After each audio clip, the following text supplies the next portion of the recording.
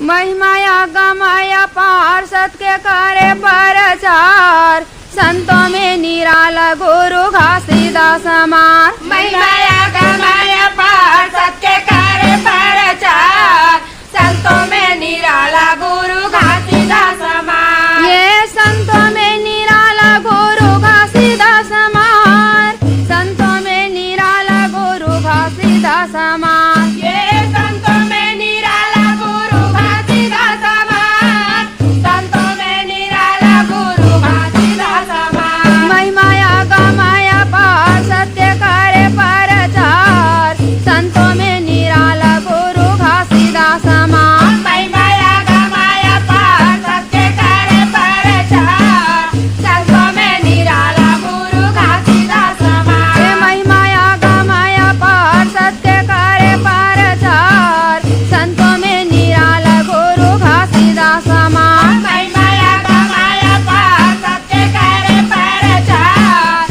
संतों में निराला गुरु घासीदास हमार। ये गिरखपुर में जन्मे माता अमरावतीन के आंगन, अमरावतीन के आंगन। गिरखपुरी जन्मे माता अमरावतीन के आंगन, अमरावतीन के आंगन। हे मांग महीना 14 तिथि अंजोरी